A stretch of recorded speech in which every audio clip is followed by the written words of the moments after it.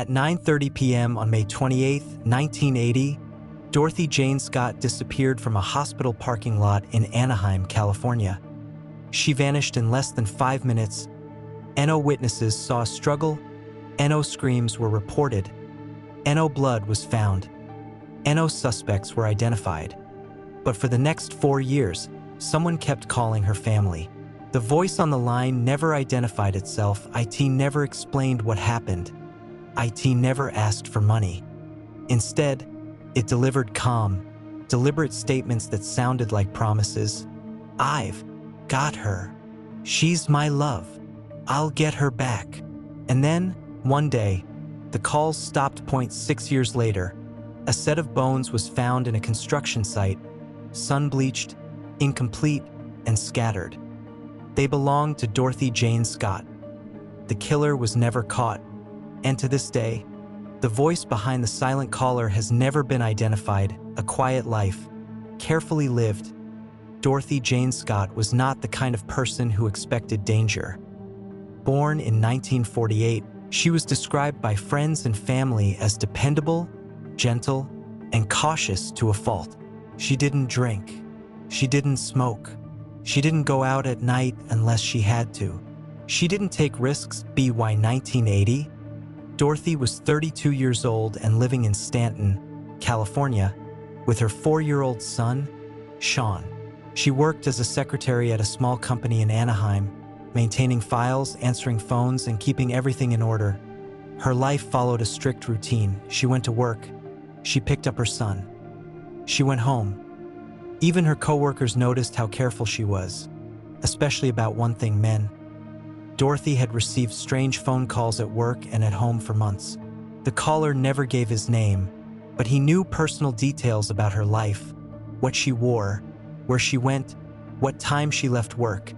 Sometimes the calls were quiet, sometimes threatening, sometimes disturbingly affectionate.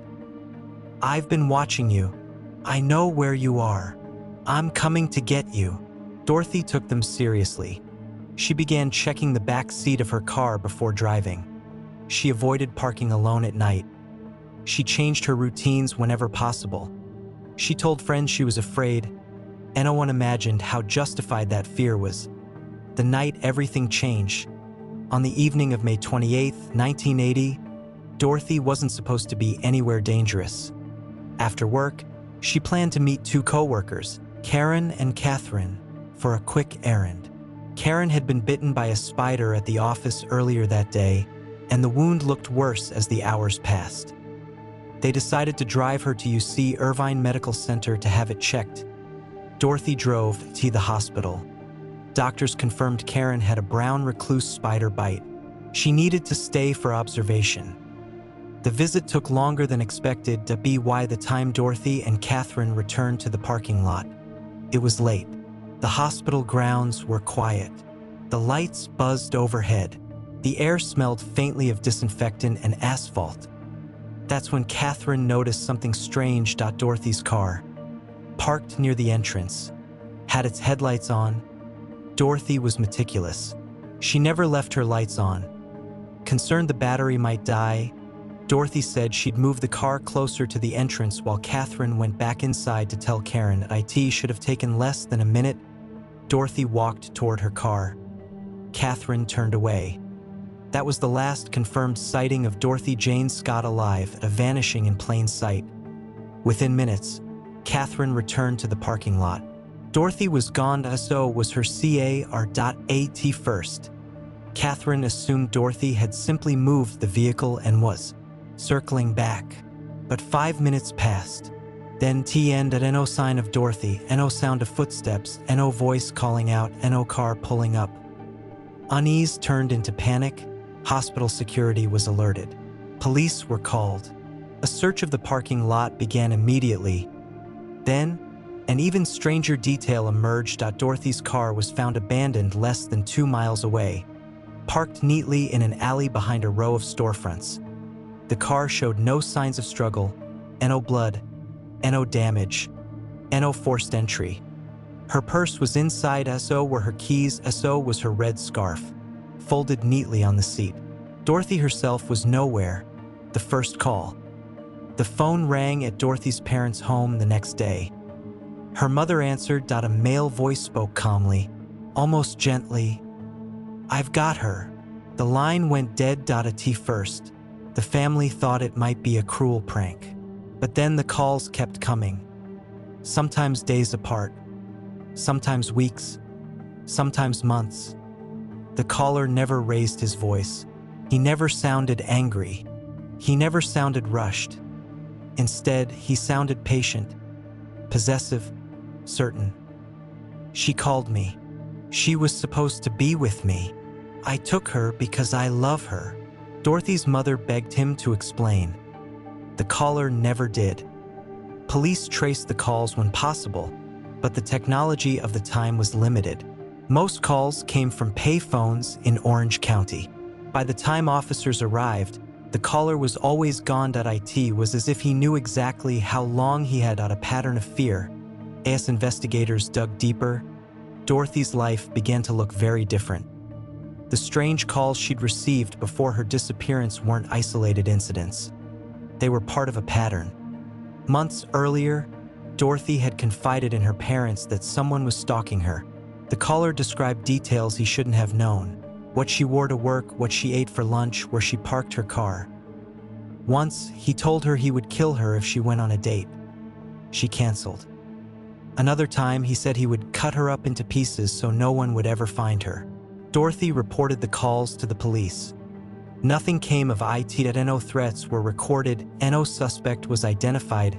No protection was provided. She was told to change her number. She did. The calls continued. The voice that wouldn't go away. Over the next 4 years, the caller remained a constant presence in Dorothy's parents' lives. He called on birthdays, on holidays, sometimes late at night. He spoke about Dorothy as if she were still alive. "She's doing fine. She just doesn't want to come home yet." Once, he claimed he was going to dig her up. At the time, no one understood what that meant. The family lived in a permanent state of suspended grief, unable to mourn, unable to hope. Police believed the caller was the killer, but belief wasn't enough. They needed proof. Silence. In 1984, the calls stopped. No explanation. No final message. No warning. Just silence. For 2 more years, Dorothy remained officially missing. Then, in August 1986, construction workers grading land for a new development in Santa Ana made a discovery. Human bones? They were scattered, weathered, incomplete. Dental records confirmed what her family already feared. They belonged to Dorothy Jane Scott. The cause of death could not be determined. No weapon was found. No suspect was charged. No arrest was ever made. And the voice that haunted her family vanished forever. When investigators began reconstructing Dorothy Jane Scott's final weeks, one detail refused to fade into the background. The caller didn't just know Dorothy. He studied her. He knew when she left work. He knew what she wore. He knew who she spoke to. He knew when she was afraid, and most disturbing of all, he knew things only the killer should know. The stalker before the abduction. Months before Dorothy disappeared, the phone calls had already crossed a line. First, they were unsettling but vague. Then they became personal. Then they became violent. The caller referenced specific moments from Dorothy's daily life, details that had never been shared publicly. He commented on the color of her clothes on a given day. He mentioned places she had visited only briefly. Once, he told her, "I saw you with him. I didn't like that." Dorothy had not told anyone she'd gone out that night. Another time, he said, "You won't see your son grow up if you don't stop." Dorothy began parking in different locations. She asked co-workers to walk her to her car. She checked behind bushes before unlocking her door. She was living like someone already being hunted. The workplace connection. Investigators immediately focused on Dorothy's job. It made sense. Her schedule was predictable. Her desk was visible. Her phone number was accessible. Anyone working nearby or visiting the office regularly could observe her routines without raising suspicion. Co-workers were interviewed. One man stood out. He was quiet, attentive, unmarried. He reportedly showed unusual interest in Dorothy, offering help she hadn't asked for, lingering near her desk, watching her leave at night. But there was no direct evidence. No recorded threats, no witnesses to harassment, no physical proof tying him to the disappearance. And in 1980, suspicion alone wasn't enough. The hospital parking lot revisited years later, detectives would revisit the scene of the abduction and realize how precise it had been. The hospital parking lot was not random. It was controlled, well lit, but not crowded, public, but quiet at night, close enough to disappear, far enough to delay witnesses. Whoever took Dorothy knew she would return to her car. They knew she would be alone. They knew she would be distracted, thinking about her friend inside the hospital. That kind of timing doesn't come from chance. It comes from watching. A willing victim. One theory haunted investigators. What if Dorothy recognized her abductor? What if she entered the car willingly? There were no signs of a struggle. Her belongings were undisturbed. The car was driven carefully and parked neatly. That suggests trust or fear controlled by familiarity. If the caller had approached her calmly, if he used her name, if he claimed an emergency, Dorothy might have complied, at least long enough for it to be too late. The calls that gave him away, the most chilling clues, came not from evidence, but from the phone calls themselves. The caller made several critical mistakes. He used phrases Dorothy herself had used in conversations with her parents. He referred to personal family moments that had never been made public. And once, just once, he slipped. He said, "I'll get her back." Back from where? At the time, Dorothy was officially missing, not dead. That statement suggested he knew something no one else did. The pay phone trail. Police attempted to trace the calls. Most came from pay phones scattered across Orange County, gas stations, strip malls, bus terminals. Each location chosen carefully. Public, anonymous, temporary. By the time officers arrived, the caller was always gone. It was as if he was watching the clock. Or worse, watching the police. A disturbing psychological profile. Behavioral analysts later reviewed the case and identified a disturbing pattern. The caller wasn't motivated by money. He wasn't trying to avoid attention. He wanted to be heard. He wanted control. By calling Dorothy's parents, he forced them to live with uncertainty. He denied them closure. He placed himself permanently inside their lives. This wasn't panic. This was dominance. The graveyard statement. One call stood out more than any other. The caller told Dorothy's mother, "I'll dig her up." At the time, it sounded like madness. Years later, it sounded like a confession. Dorothy's remains were found shallowly buried, scattered by animals and time. The caller had known why no arrest was ever made. Despite mounting suspicion, the case stalled. NO DNA technology existed to analyze the remains. NO fingerprints were recovered from the CAR. NO recordings of the calls were made. And the prime suspect, if there was one, never slipped again. NO arrest, NO charges, NO confession. Just silence. A case that refused to close. When the calls stopped in 1984, investigators feared the worst. Not because the killer had vanished, but because he was finished. Finished with Dorothy. Finished with the family. Finished with the game. For him, the story was complete. For everyone else, it never would be. For 6 years, Dorothy Jane Scott existed in a state worse than death. She existed as a question. NO body, NO crime scene, NO confirmation she was alive or dead. Only a voice on the phone insisting she still belonged to him. Then, in August of 1986, the ground gave up what the killer never would. The discovery. Construction crews were clearing land near Santa Ana, California, preparing the site for future development. The area was dry, overgrown, forgotten. A worker noticed something pale in the dirt. First, it looked like debris, then a shape, then a curve too precise to be natural. Human bones. The work stopped immediately. Police arrived. The site was sealed as investigators sifted through the soil. They realized this was not a single grave. The remains were scattered. Some bones were partially buried, others exposed to sun and animals, some missing entirely.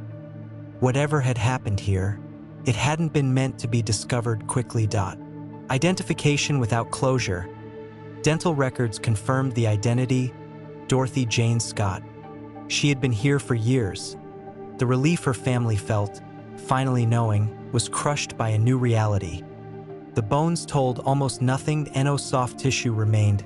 No ligature marks could be confirmed. No trauma could be reliably identified. The medical examiner could not determine how she died: strangulation, stabbing, blunt force. All possible, all unprovable. Her death was ruled a homicide, but beyond that, silence. Location that raised questions. The site itself disturbed investigators. This was not remote wilderness. It wasn't hidden deep in the desert or mountains. It was near busy roads, near homes, near daily life. Someone had placed her there knowing construction would eventually come. Or worse, assuming it wouldn't matter. This wasn't panic disposal. This was confidence. The time gap that changed everything. Dorothy had vanished in 1980. Her remains were found in 1986.6 years. The killer had time. Time to move. Her.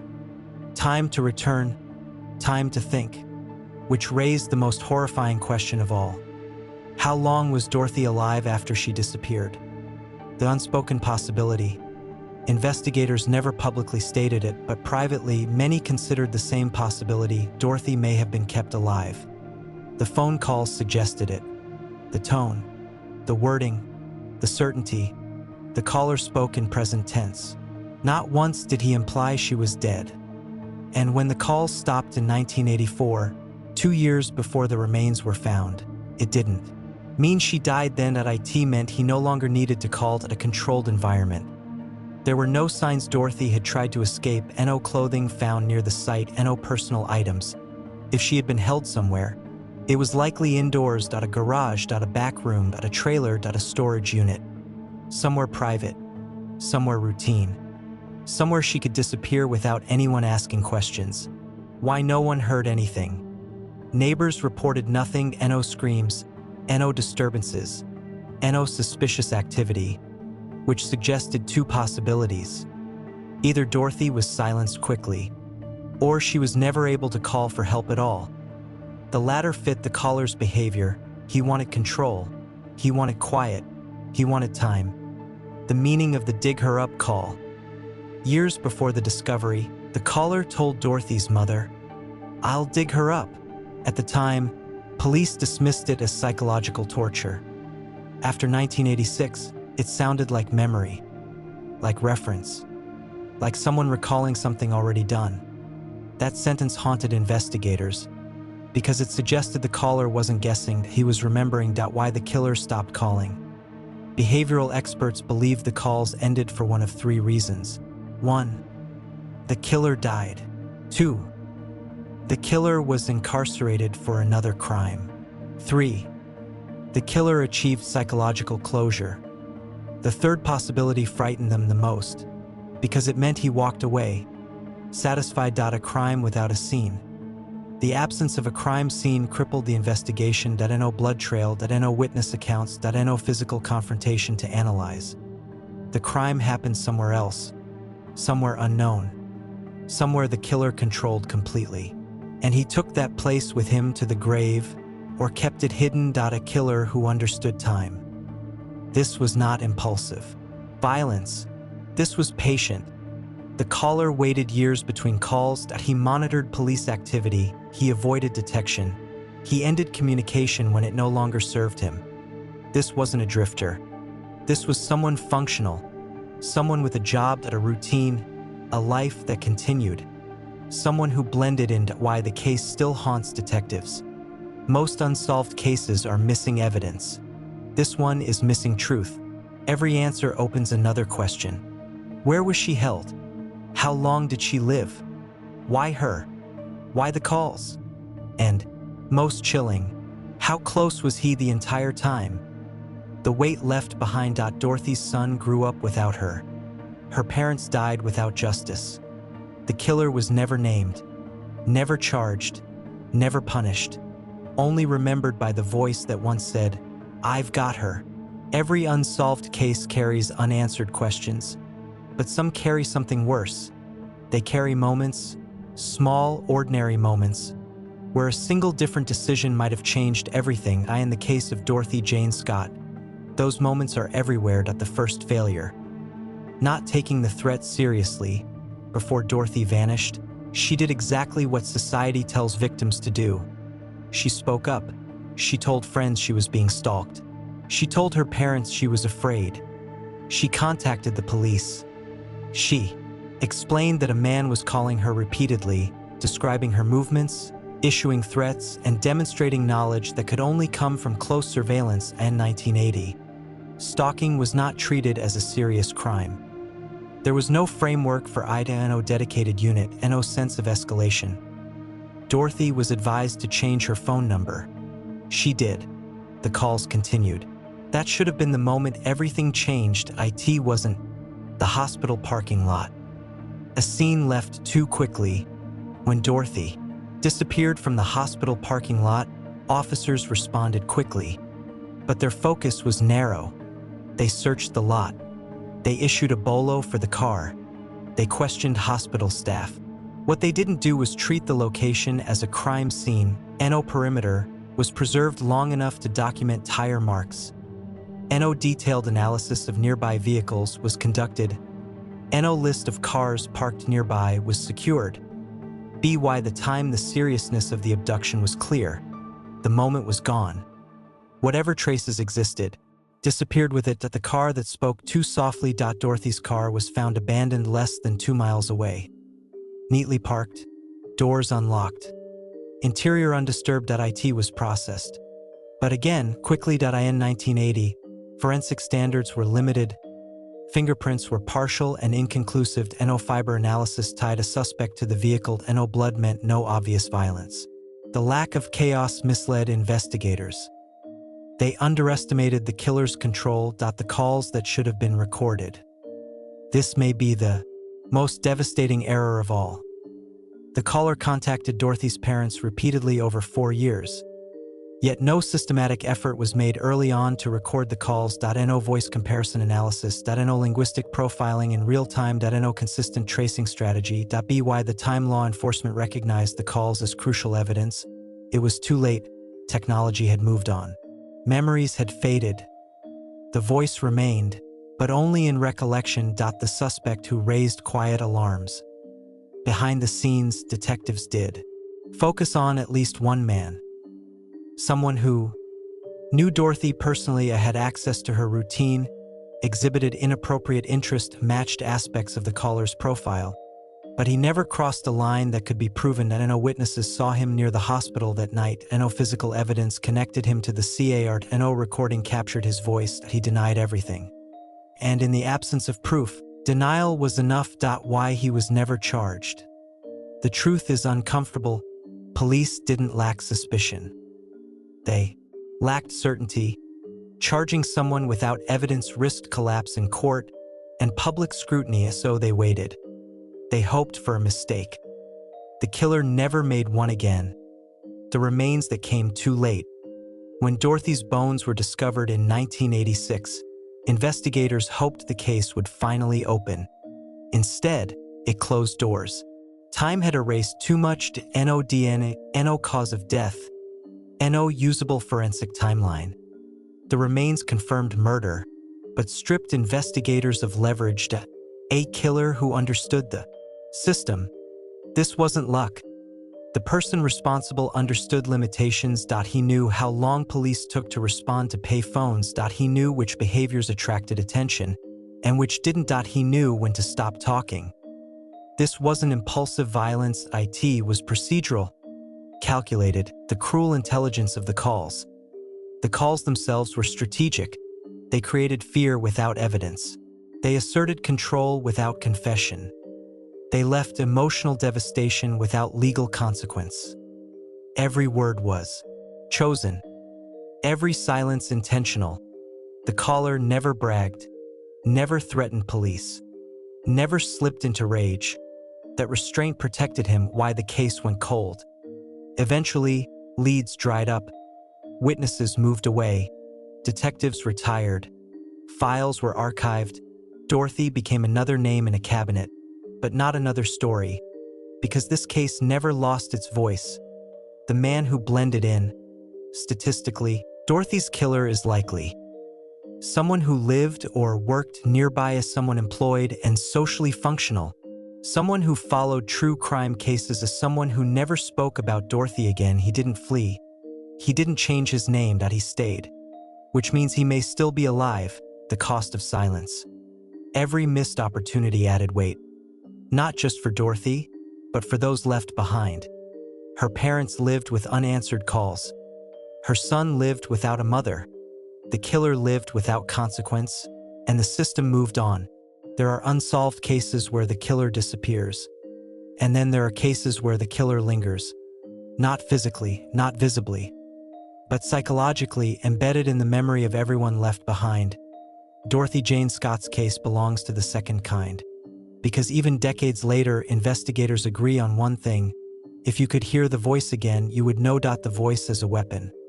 Most killers rely on violence. This one relied on presence. The phone calls were not impulsive. They were not emotional outbursts. They were not desperate attempts to avoid capture. They were controlled acts of domination. The caller didn't scream, he didn't threaten the police, he didn't demand ransom, he simply existed, on his terms.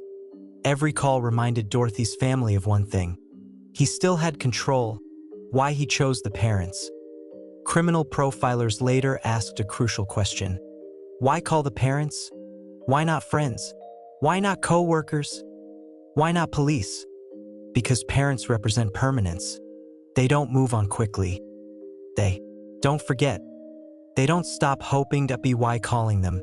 The killer ensured his presence would never fade.